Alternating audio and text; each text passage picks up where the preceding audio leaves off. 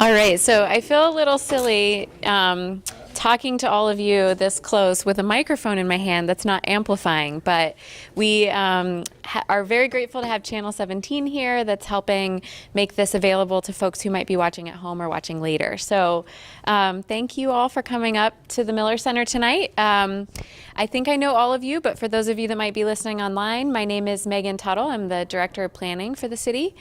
We also have Sarah Morgan and Charles Dillard here in the back. If you have not met either of them, they're also planners in our office as well. So we're going to run through just a quick presentation to talk about the Burlington Neighborhood Code, a little bit about what it is, and then the purpose of tonight's gathering is really to start to get your perspectives on the types of middle housing that might be good fits for different parts of the city, so that we can start to develop some ideas and recommendations to the Planning Commission about how we might introduce some zoning changes that could help facilitate more homes in our neighborhoods. So I was actually hoping to start by asking a couple questions of all of you, just so that we can start to orient ourselves to different ways that we all have lived over the course of our lives. So if you wouldn't mind, I'm just going to say a couple different types of housing and raise your hand if you've ever lived in them or if you live in them now. So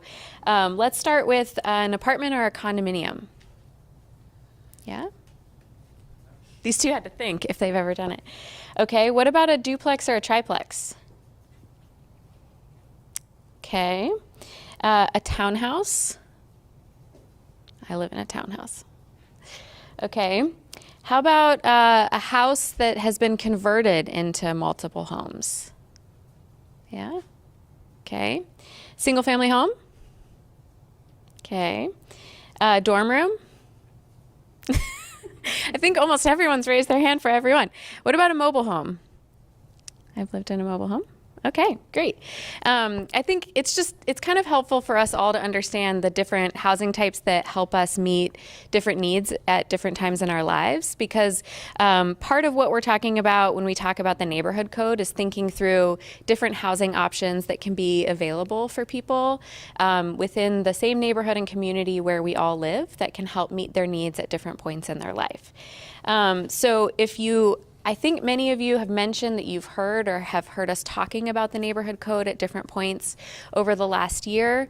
This is one of the 3 zoning changes that we have been tasked with looking at as part of the 2021 Housing Action Plan. I think many of you have been involved in discussions about the South End Innovation District zoning, so thinking about parts of the city where housing has never been allowed before and envisioning how new neighborhoods could be formed in those places. We have been, not recently, but in the past, we have been talking about the potential for thinking about housing on the institution's campuses, and then the neighborhood code, or really thinking about housing within existing neighborhoods is the last item that we're talking about as part of this work.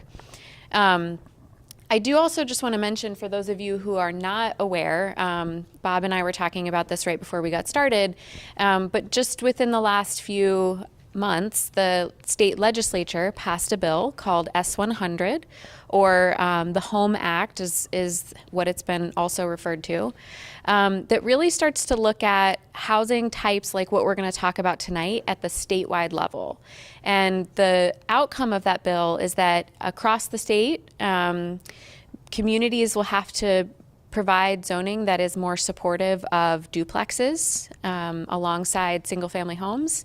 And in parts of the state, like Burlington, where we have water and sewer service, access to transit, we have to think also about 3 and 4 unit buildings and how those types of buildings might have a place in our community alongside single-family homes and duplexes. So we're going to talk a little bit tonight about what it means for us to start to enable these types of homes more regularly across the city. And that bill is certainly something that we'll be thinking about as well. So I know a lot of you have been following a lot of the work that we've been doing. You know that over the past decade or so, we've worked on a number of zoning changes that are helping us look at both our long-term housing needs and our kind of ever-evolving and changing housing needs. Many of these zoning changes, apologies, that is really dim. Many of those zoning changes have been focused on places like the downtown. Other areas of the city that are Plan BTV has really indicated as being areas of the city where we would facilitate the most intense and the majority really of our future growth. We have paid a lot of attention to those areas, and while we've had some success, and particularly in adding about 1,300 new homes in the city in the last decade, we're starting to look kind of beyond these areas, because we know that within the limited context of land that are in those areas, there are only going to be certain types of homes that can be created. You know, a lot of what we're seeing are in larger developments, mostly in apartment buildings. So we are also looking through the neighborhood code at ways that we can think about different types of homes in different areas as well. So this is really helping us also to think about elements of Plan BTV, which talks about our neighborhoods, our residential areas, or the areas of the city that are zoned primarily for residential uses, I should say. These are, the kinds of places that have really strong identities, both in terms of their built patterns, their architectural styles, other features, kind of the history of how the city has developed, and are also places that we know, in order for our neighborhoods to continue to be vibrant and sustainable, have to be places that can evolve to meet the needs of households as they're changing over time. So that's one of the things that we're going to be focusing on as part of this neighborhood code.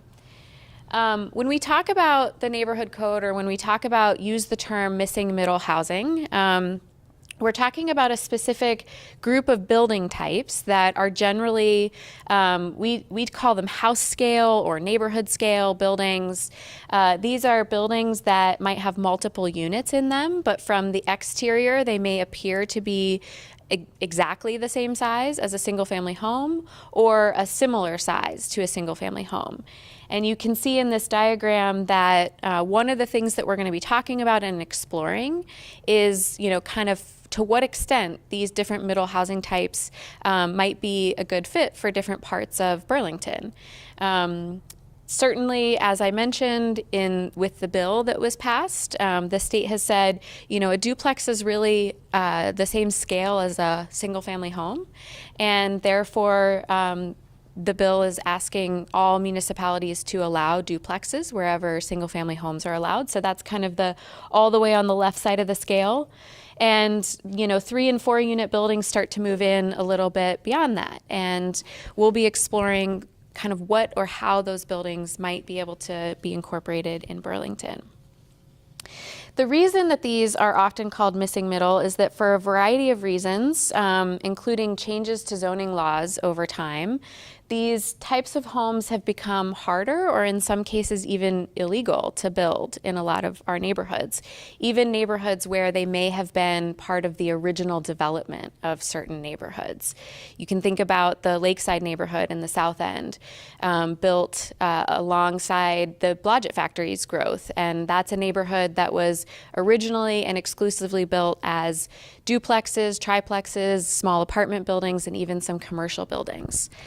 But our zoning would make it very hard for us to replicate a neighborhood like that today. We have examples of these buildings. These are just a couple. We're going to use some terms tonight, and part of what the boards are that are set up here is to help us dig in a little bit more and look at what these building types really are. So that we can understand what their scale might be and kind of how they could be placed alongside other homes. And I think the interesting thing is that we may not realize it, but we have examples of many of these types of homes throughout Burlington. In fact, this one down here, actually both of the blue ones on the left side of the screen are both from North Avenue. If you came from the south or east part of the city tonight, you drove by both of those on your way here tonight. So we do have examples of many of these middle housing types across the city. Before we get into talking more about what these are, I think it's important to talk about why we are talking about this.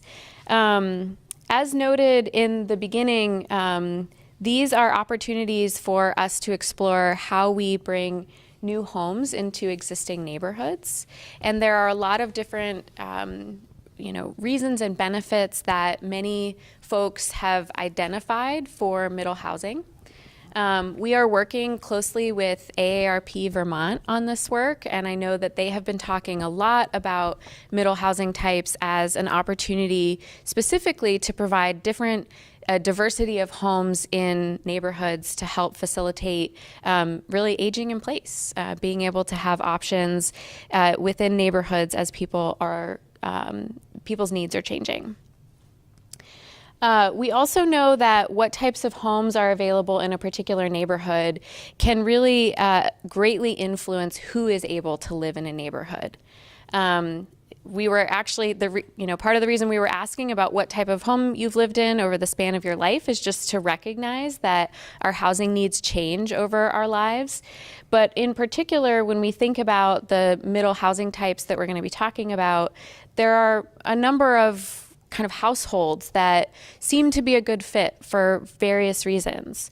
I mentioned older adults, in particular thinking about smaller homes that have lower maintenance requirements, younger households and first-time home buyers, particularly to find homes that are maybe of a more attainable price point or provide more flexibility and support for people who are moving into their own housing for the first time, as well as smaller households. We do have a larger number of one-person households in Burlington now, and this provides more options for people to find smaller homes. I think altogether, these groups here that we've mentioned are about a third of the city's population today. We also know that, again, when we think about the intersection of what type of housing you have access to, there are a lot of relationships to income, race, even whether you're able to access renter or owner-occupied housing. One of the things I think is particularly important to mention is that while we know and talk a lot about the fact that many off-campus students live in rental housing, it's important to note that of all the households in Burlington that rent their home, 70% of them are people that are 25 and older. So I think the majority of age groups in the city, there are more people renting than owning their home in all age groups. So when we talk about more housing in neighborhoods, we are certainly trying to explore opportunities for both new rental and owner-occupied housing, which is really important because it touches everyone in our community. And again, when we think about middle housing types, there can be some cost savings associated with these types compared in particular to single-family homes. If you think about a lot that might have 2 or 3 or even 4 homes on it, sharing the land cost associated with a lot in the city, we can start to see some potentially positive effects on the overall affordability of the homes that are on that lot. And we know that this is really important when we look at the current home sale, single-family home price in Burlington in the last several years. I think in order to kind of transition into why we're talking about zoning changes, we want to just very briefly touch on a few things that we know are kind of standing in the way of helping us achieve more housing in these neighborhoods today. And this really starts with some great work that Sarah in our office has been doing to explore the sort of history and how our zoning ordinance has evolved since we first adopted zoning in the city. So we'll give you the very abbreviated version of that. Burlington first adopted zoning in 1947. And at the time we first adopted zoning, I think it was close to 40% of all the lots that are in our residential districts had already been developed in some way. They'd been subdivided, maybe a home had been built on them, maybe not the home that we see there today, but they had been developed in some way before we created that first zoning ordinance. Let me just see where I'm at here. When we first adopted this zoning ordinance, we actually only had one residential zoning district. And this zoning district allowed for a mix of housing types: single-family homes, small apartment buildings, duplexes, rooming houses. Really allowed for a mix of home types.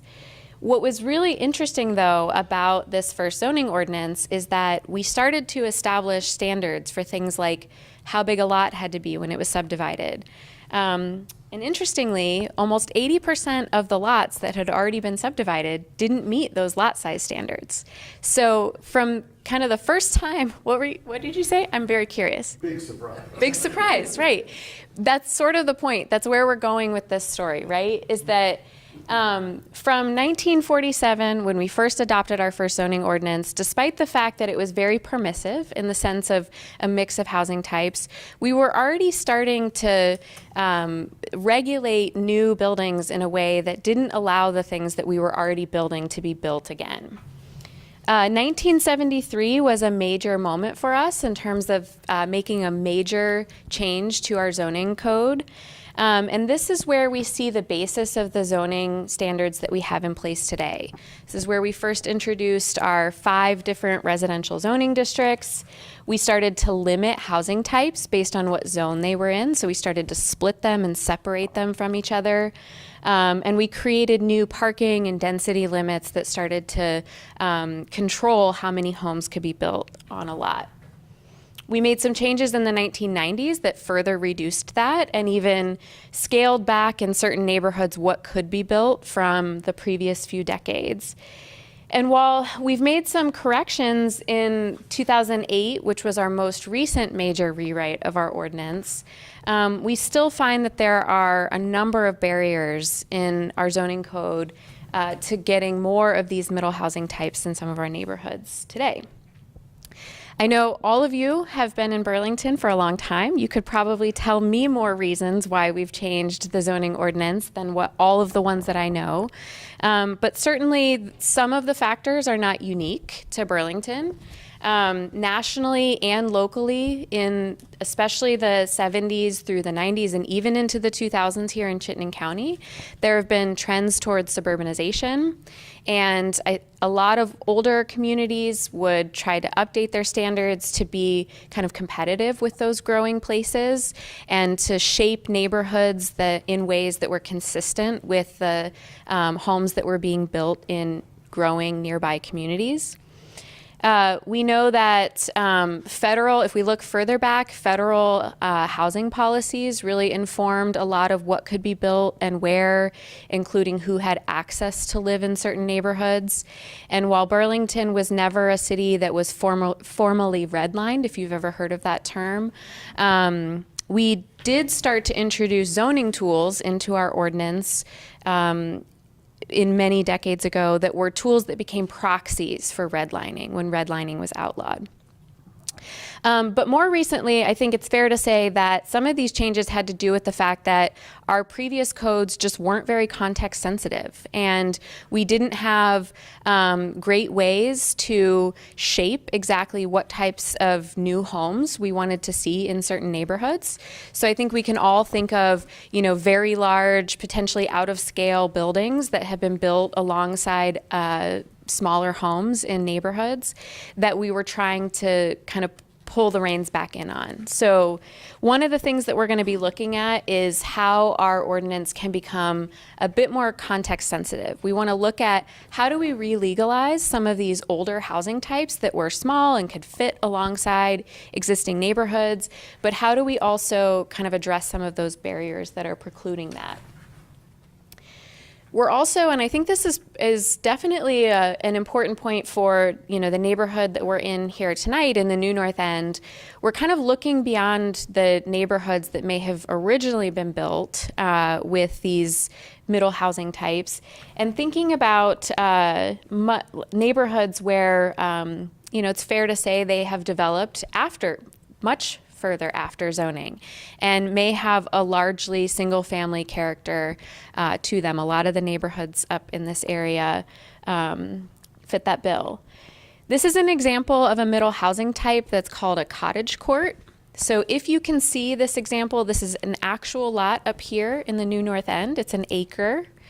And we've explored this concept of a cottage court, which would enable 5 new small single-family home type structures on the same lot as the existing home that's there on the lot. Provides ample open space, in fact, some interior shared open space for the people who might live in this cottage court, as well as some off-street parking. But our zoning today, maybe of all the middle housing types we're talking about, this is probably the one that would be the hardest to achieve in Burlington. There would probably be virtually nowhere that this could be built today for a variety of reasons. Not least of which is that we do not allow multiple homes to be built on the same lot.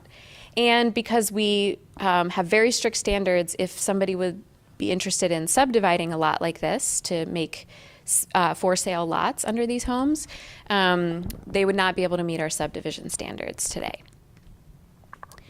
This is another example of a lot here in the New North End. This one is actually on the avenue. Right now it's sort of a large, very large surface parking lot next to an existing duplex.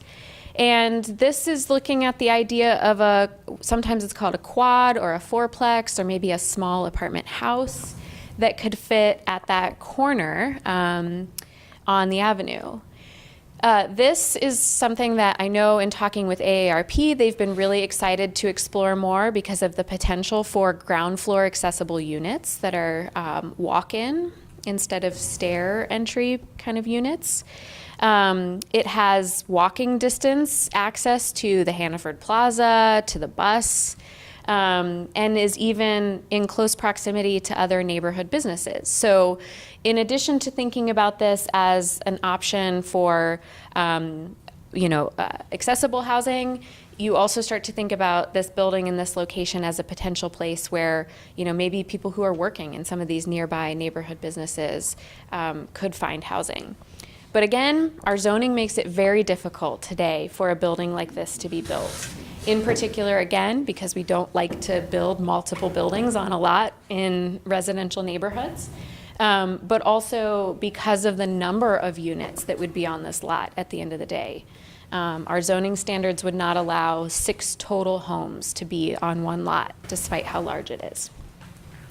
So in addition to those first few things that I had mentioned about looking at how to re-legalize historic patterns, we're also going to be looking to kind of evolve our zoning from thinking about typical standards like lot sizes and density limits to try to find more context-sensitive zoning tools that could help us actually fit some of these homes within and alongside existing neighborhoods. And then that last example of North Avenue, we're going to look at whether there are different housing types, maybe some that are on the bigger end of the spectrum of the middle housing types that I showed that might be appropriate for things like right on the avenue or right on Shelburne Road near commercial centers and as those districts evolve. So I'm happy to answer a couple of questions, but before we do that, I just want to explain what we're going to do here tonight, what we would really love your feedback on here tonight. We have a poster set up in the back of the room under the Sun Camp sign that describes these middle housing types in more detail. So we invite you to explore that and read about these different housing types. And then we have 3 sort of example neighborhood streets that we've set up. The neighborhood streets already have their own unique sort of mix of building types on them. And we want you to just think about and consider which of these middle housing types you think might be most appropriate to fit on the empty lots that are on these neighborhood streets. We have little stickers with the different building types. Feel free to put as many of them on the vacant lots as you'd like based on your thoughts about how they would fit alongside one another. And then we'll try to come back, with about 5 or so minutes left at the end, and we'll just talk a little bit about why it might be, more specifically, why it might be hard for some of those buildings to fit in the neighborhoods that you've identified. So go ahead, Eric. You guys ever talk about eliminating density as a measure altogether? Yeah, so that is actually something that we're contemplating here. We specifically, we're looking at the residential zoning districts as part of this project. We have effectively eliminated density limits in our downtown, for example. Instead of saying, you can only build a 5.0 FAR, we actually say that every floor of the building can be a certain size, proportionate to the lot itself. But we are thinking for the residential districts that, especially through this work, that we may want to shift towards something different than a dwelling units per acre standard. You can put it right here. I'll say that again. Yes, I was handed the mic. Why was that? Why did that happen? Maybe Charlie knows you. It would be interesting to know, thank you for this information, first off. It would be interesting to know how many large lots there are that could entertain some of the scenarios that are intriguing, like the cottage courts, etc. I think that is something, that inventory is really key to know how interesting the development could be. And so that's one question. When you were talking about the percentage of single-family homes that are rental versus owner-occupied, I wondered if that scale was tipped because we're close to a college and all of the students that occupy single-family homes, and really makes that out of proportion with the rest. And I wasn't sure if you were counting just structures or people when you were talking about that. Okay, great question. I can clarify And that. so to me, that was something else. I wanted to mention that when I bought my first house before you were born, but anyways, in 1972, yeah, that's when I bought my first house, and we qualified for a VHA loan, which allowed us to buy the house. It was on Colchester Avenue, and it was $19,000, guys. $19,000. But without that loan, we could not have bought that house at the time. So, I mean, there seem some barriers here when you're talking about who lives where. I just wanted to offer that. There was something else that I wanted to ask you. Let me just look.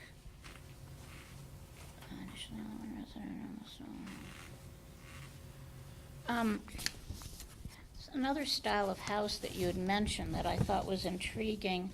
Oh, last thing I wanted to say is that because we're close to a college, because of I think we have real pressure for investors to purchase smaller homes and rent them to people, a lot of people that are either affiliated with the school, with the college, and some professionals, but not as many, but some professionals with the hospital. So if you look at, Eric, what street did you live on? Brooks, thank you. It was the Captain's Street, from the lake would be there, but there were single-family homes. There was an apartment structure. I don't know how old that white house on the corner was, but it was a mix. Anyways, it's still there, and it all works. It all worked, but I feel that people are fearful of creating bigger structures because of not the people, but the investment, and not that it will be occupied and create stability to neighborhoods. So I think people are looking for some type of stability. That doesn't mean commitment forever, but they are looking to stabilize neighborhoods so that they're safer and they're more livable. And I think that's a challenge as you move forward. And I think that's a resistance that has nothing to do with the housing type, but gets imposed on the housing type. Yeah. Yep. That's Anyways, a great point. thank you. So Did you want to say something? No, I just want you to answer the question about only 30% of our renters are students. She asked that the first yeah, time. no, I was going to go back to this one. So, when I mentioned this Right. in the bottom corner here. So what we're talking about here are all households. So a household is like any group of people that live together in a home, right? So we're talking about, of all the households in Burlington that rent their homes, the 70% of them have people 25 and older living in them. 70% of those households. So it's not 70% of all people who rent. Right, It's 70% of those people who live together in a rental household. Okay. Yeah. Thank you. The other question that you asked was about, how some of these middle housing types might be able to fit in different parts of the city. Right, because of the lot size. Right, exactly. And so it's interesting because when we think about these different housing types and what needs they might have, some of them, like different types of duplexes, maybe even some smaller buildings with 4 units in them, they may be able to fit on lots that are very similar to the range of sizes of single-family homes. We have single-family homes that are as small as 900 square feet in the city, all the way up to probably several thousand square feet. So we'll be looking at those as ones that might be able to fit kind of in that smaller context. Something like a cottage court, you're right. You would probably start to need more like a 1/4 of an acre, maybe a 1/2 of an acre sized lot before you'd be able to fit that number of homes in that configuration. So one of the things that Sarah has also been doing is starting to help us look at where are those lots around the city. And I think you can probably guess certain neighborhoods around the city where you'd see lots like that. So as we start to identify which of these housing types people are comfortable with, we'll also be looking then at what is really the potential for them. Some of that has to do with things like how big are the lots and where are those lots. Some of it has to do with what does our zoning say you can do. And that's where, if these are housing types that we want, we might have to make some changes to our zoning rules to help them fit in more places than they could today.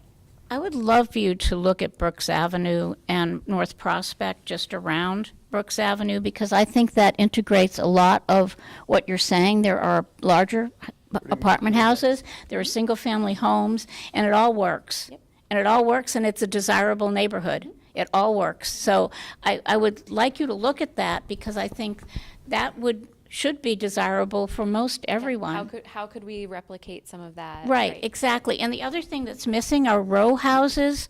Row houses are so popular. I mean, the new ones that you put down on Lower College Street are incredible. They make me think of Back Bay, Boston.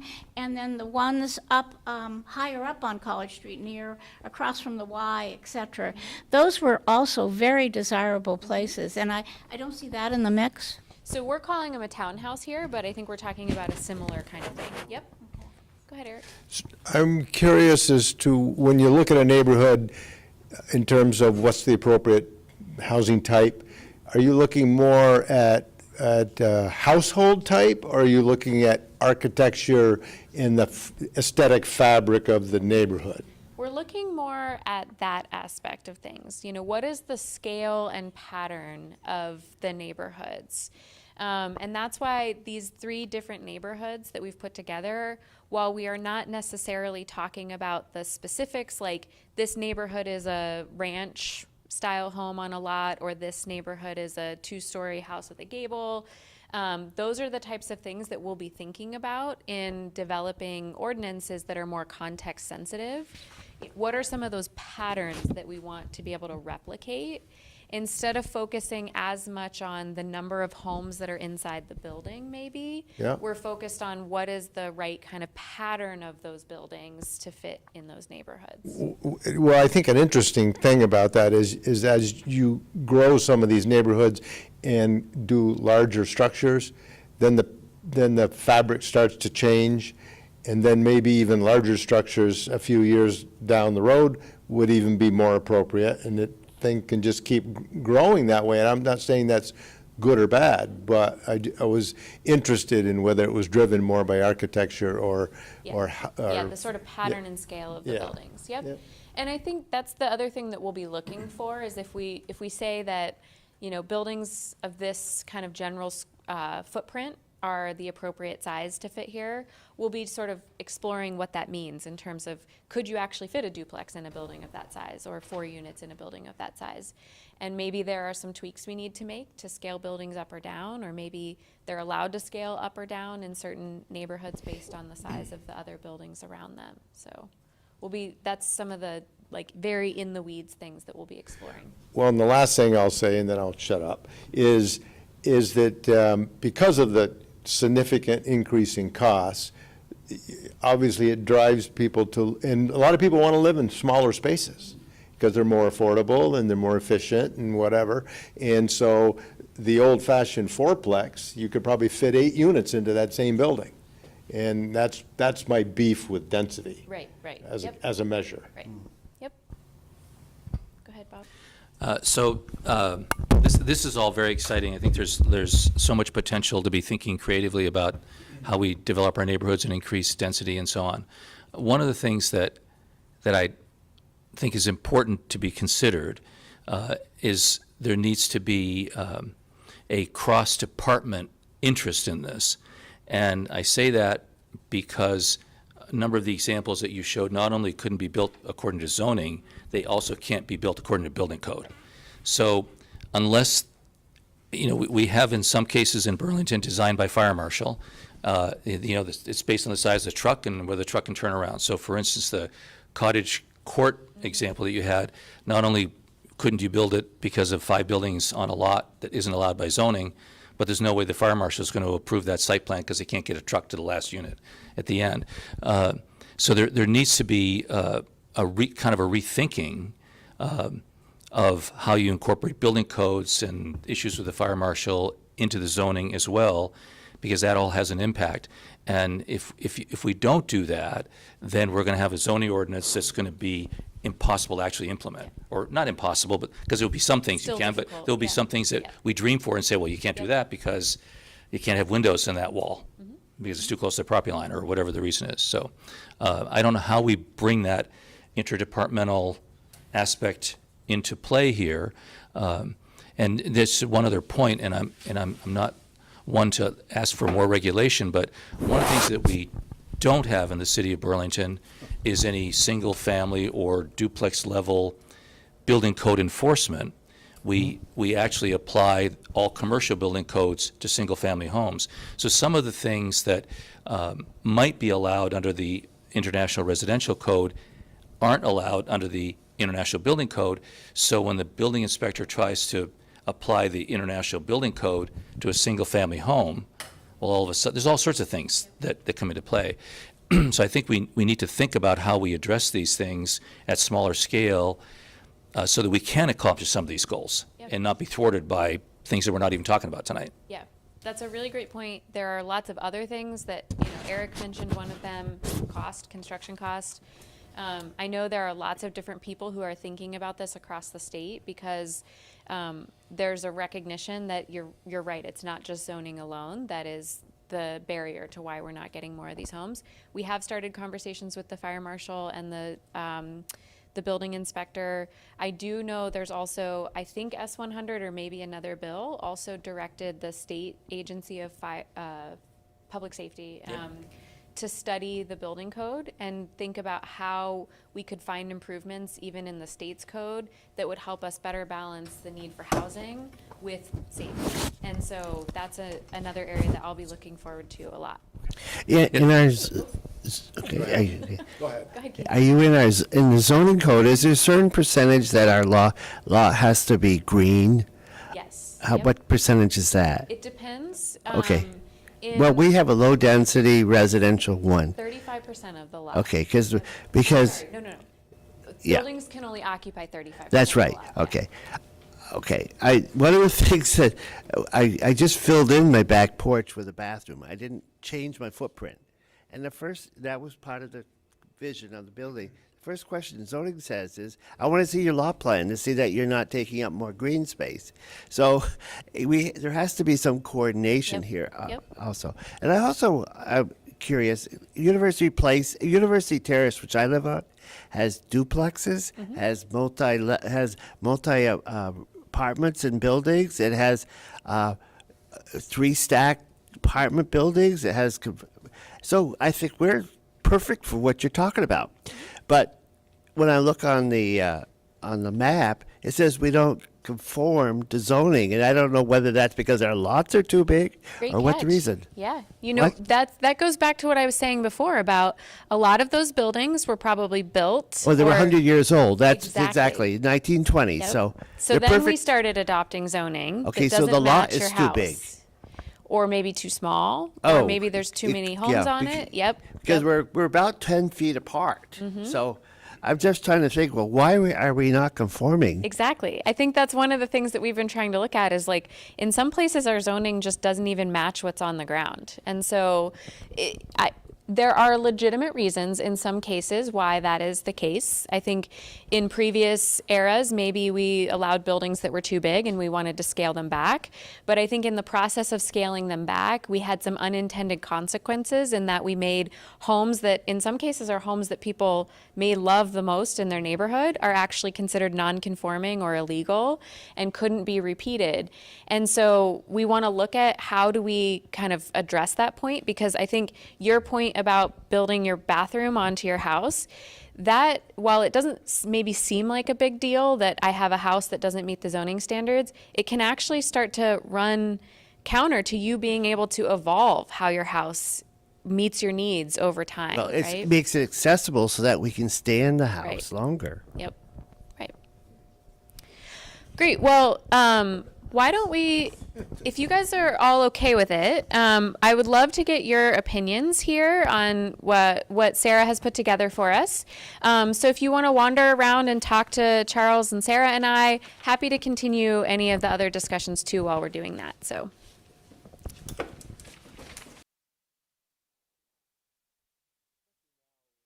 I was telling someone earlier that the only good thing I can think that ever came out of COVID was the acceptance of remote work. Yeah. And you know, and so, you know, if you have a place where you can do that in the same facility, and not everybody wants to work in their home, Right. but they'll work in something adjacent to their home Right. or in the Yeah. same building. Like a little space on the ground floor or something. Yeah. That's interesting. Yeah. And I think depending on where you are, probably some of the limits to that would be kind of where we allow commercial uses in residential neighborhoods. So I think for some places, it's not so much the building style itself. Like we were actually talking today about one of Stu McGowan's houses on Spring Street. Actually looks like it probably used to be a commercial building that's been fully converted, but you could easily imagine how that would be a great live-work building. You know, having housing and it's great too, but I think probably one of the biggest limits, we don't allow office as a use in a neighborhood or in a residential district. In our apartment buildings at Cambrian, we do pretty generous common spaces. So we have some workspaces like libraries, and private room, but we don't allow business invitees to come into the building. You can't take a meeting in there. No, Yeah. you can't bring customers or clients in. Gotcha. You work there yourself. Yeah. Anyone else? Any buildings that you really liked? I like the stacked duplex. Yep. That I have a preference, as I've told you, because my daughter lives in one. Yep. I like it because it's a way to integrate more housing, and yet I think it fits into a street that is maybe mainly single family, but might have room for a different housing style. I like that better than the side by side, and I'm not quite sure why. Yeah. Maybe because the buildings look like they're a different size? Yeah, I think the stack look, because of the roof line, because of the way you designed it, you know, looks smaller. It's interesting. We have lots of different examples of both stacked and side-by-side duplexes in Burlington. So the stacked duplexes, you probably saw this over on the cards, but they're very common in the Old North End. And then the side-by-sides are really common in Five Sisters and parts of the South End. And so it can be very interesting to go through those neighborhoods and just see them right next to a single-family home, because in that context, they actually don't look very different. Until you notice the doors or something. And for duplexes, really the biggest challenge with having more duplexes in Burlington today are the density limits that Eric mentioned, and the fact that we require you to have almost twice the lot size to have a duplex than to have a single family home. So even though the building may literally be the exact same size and scale of a single family home, a lot of properties can't actually have them for that reason. I think another efficient building, and Bob can correct me if I'm wrong about this, is if you have a 3-story apartment building with a limit of 4 units per floor, I think you can serve that with a single staircase and an elevator. That's right. So that's a very cost-effective way to build multifamily that's not too out of scale, Right, smaller. especially if the units are a little bit on the smaller side. Then, you know, because when you get beyond that, and you have to put an elevator in, you Right. have to put 2 staircases. It changes the in, you dynamics. start to lose your efficiency. Yep, yep. Yeah, and I think in those cases, you know, considering that to be more of a mid-size apartment, again, you're going to run into density limits and the lot size problem again. Yep. But that comes under the 3 to 4 unit apartment house. 2. Yep, yep. I didn't use townhouses, and yet if You said that at the If beginning. you put row houses, I would have used them. I just looked at that one. I don't know why I didn't do that. Yeah.